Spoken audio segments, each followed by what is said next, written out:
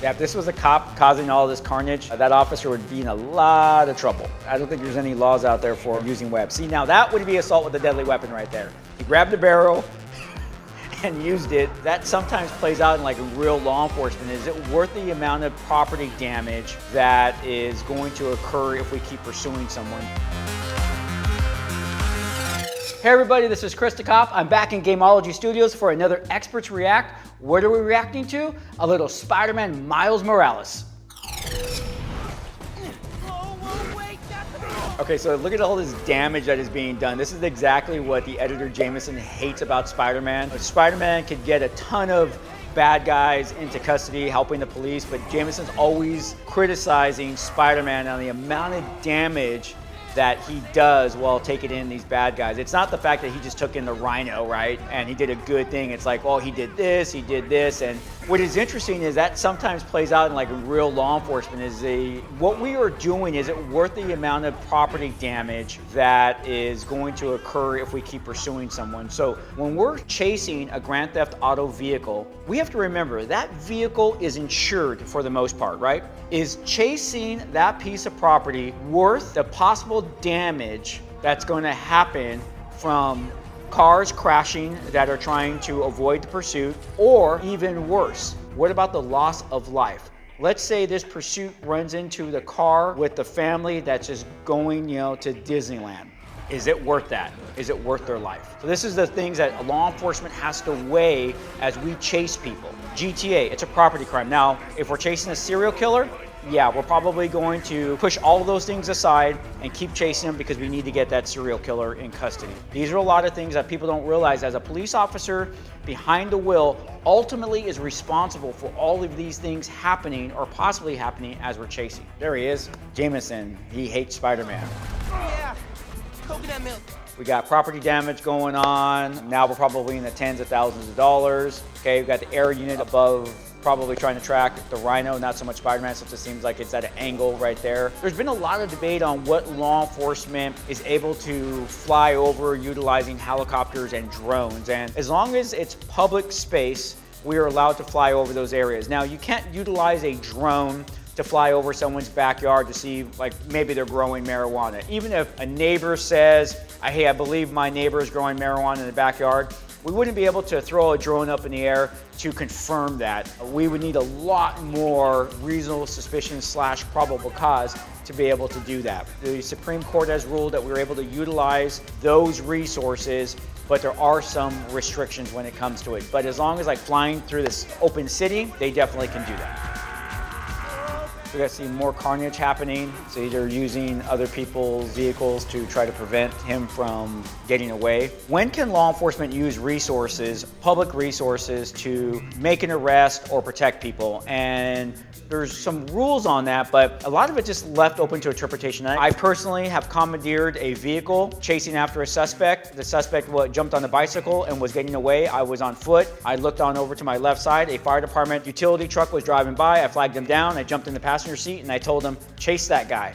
And we chased the guy, and I eventually jumped out of the truck and was able to take the guy in custody, but I commandeered that fire department vehicle. So there are things that police can do. It's just that sometimes what we see in video games and in Hollywood, Hollywood TV and movies, is taken a little bit to the exaggeration. It's something that we really don't want to do, because ultimately the city or the county would be 100% responsible for that piece of property.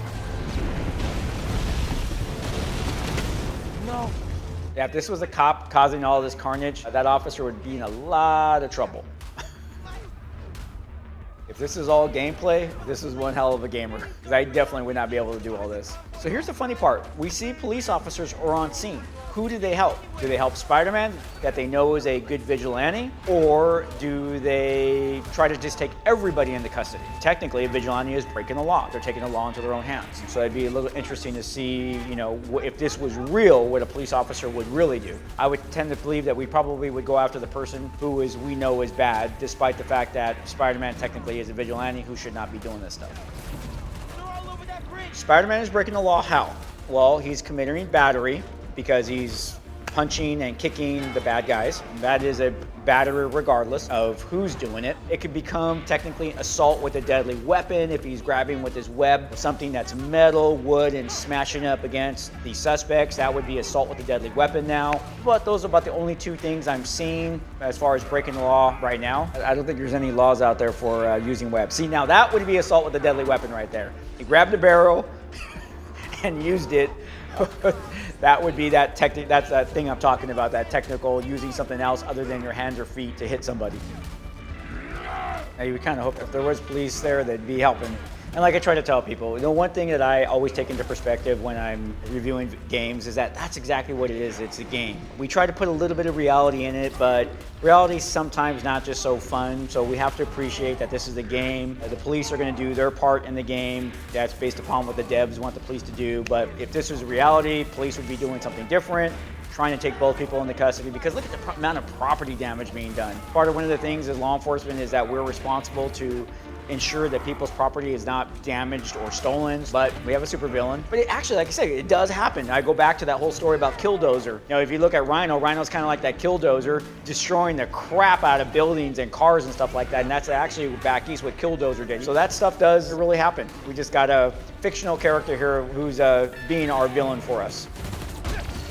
So you have to appreciate the fact that Spider-Man, even though he's dealing with armed bad guys, he's still only using his hands, fists, and maybe the occasional trash can. So, I mean, the type of weapons that some of these guys are armed with, those type of weapons, automatic weapons, would even give current law enforcement a run for its money. Because remember, most rifles that law enforcement carries in a car today are just semi-automatic, not fully automatic. Usually the fully automatic are reserved for SWAT teams and tactical teams.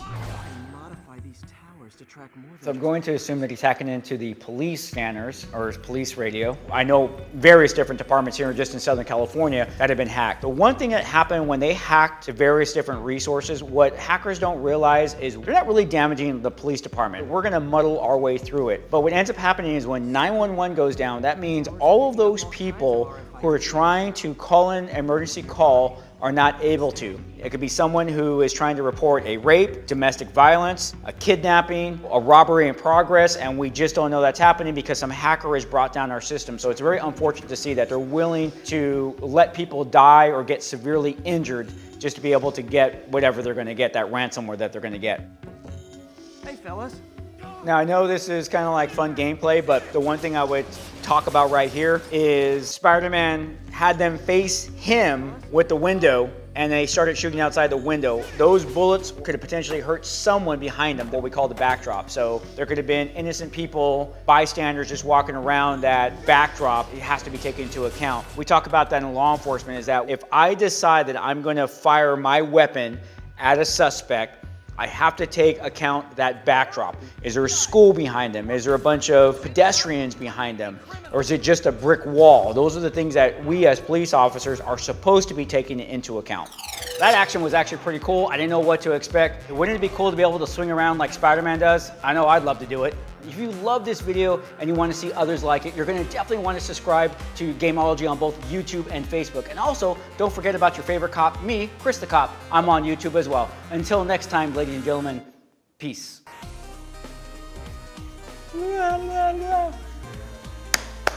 Right. This one? I'm a DC guy. Remind me of the whiskey I like. Okay, all right, cool. I'm good.